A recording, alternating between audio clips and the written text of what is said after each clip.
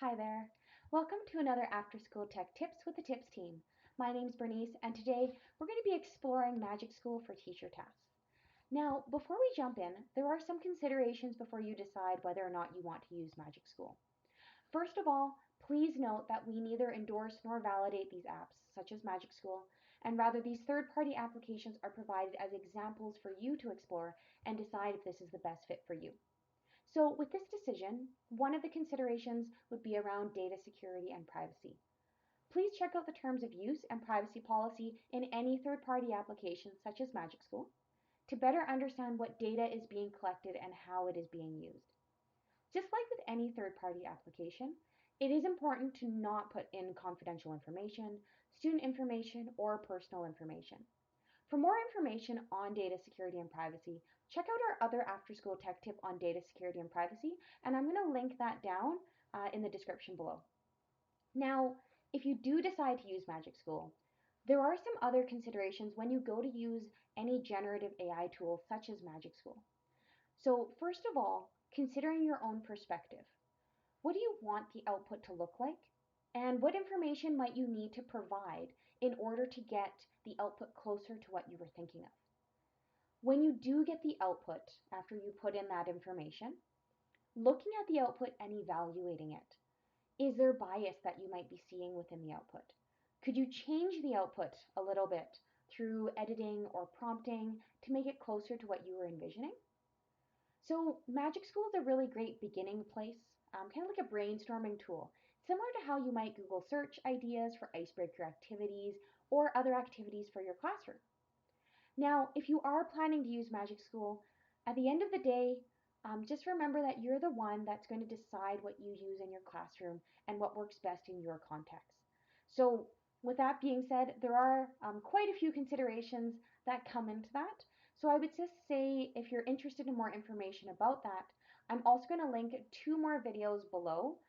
One of them is going to be bringing AI into your workflow, and the other one is around prompt generation tips to just learn a little bit more about what information you might need to provide to get the output closer to what you're looking for or what you're hoping for.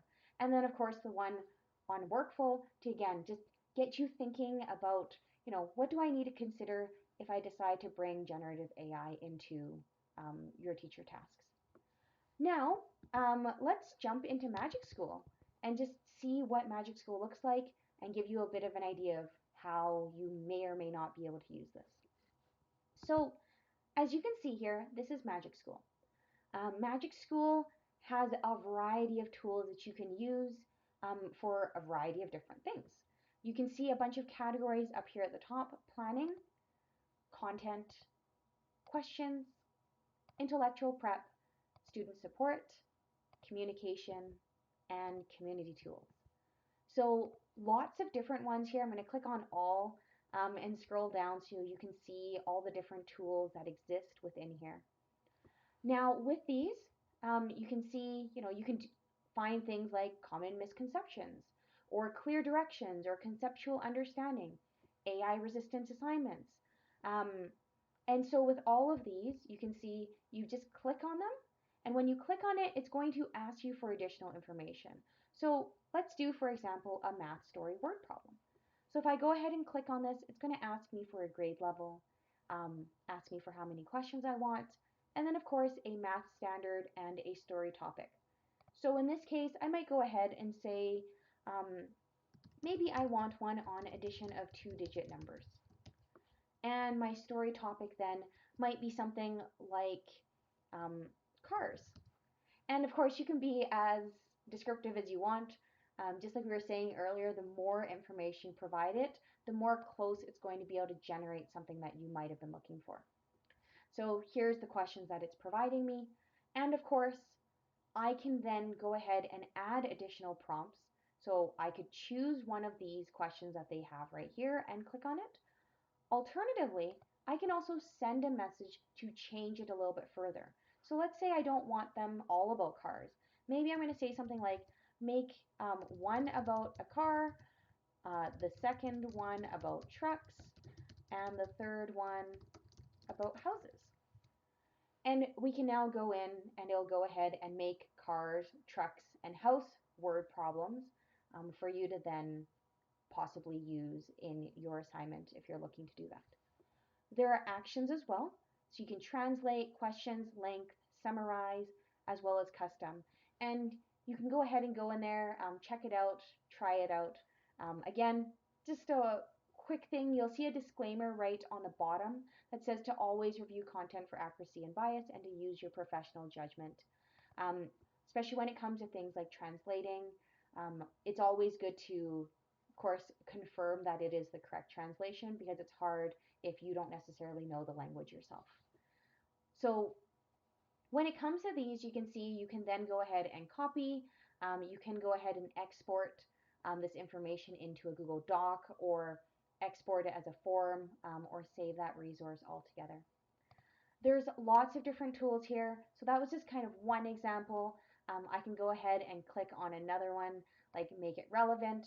And again, this would be a great way to, put in a topic and then describe your students.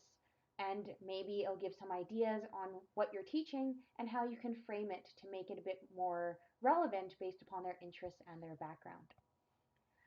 Again, lots of other ones here, real world connections, clear directions, conceptual understanding, AI resistance assignments, giving suggestions on making assignments more challenging. Um, and so again, lots of things here. Every single one is going to have a different item or different information it's going to ask for. So again, I can click on this one and you'll see for team builder icebreakers asking for setting, materials, number of participants, and then additional context. All of this information that you provide into any of these are all going to be used as part of the prompt in order for your output to become the way you want it to be. As well, in Magic School, you'll also see a chatbot. And the chatbot then has basically just a way to, again, have a conversation back and forth. And essentially, it has some prompts here that you can click on if you're interested. So I can click on that. And then it will go ahead and try to create something. Now, of course, you can then go in and edit the prompt even further. And you can see here, how can I make this interactive? And again, it's just going to keep on going from there. So as you can see, Magic School does have a variety of different tools that you can use that you can go ahead and check out. Really great way to brainstorm, to take a look at it if you are deciding to use Magic School. So I hope that helps. That's a little bit about Magic School. Feel free to check it out, see if it works for you. And otherwise, don't forget to subscribe to our channel if you're interested in more things like this. Check back for weekly videos and connect with your tips member for if you have any questions. We do have a bunch of resources as well on tips.epsb.ca. Thank you so much. Hope that helps. Take care.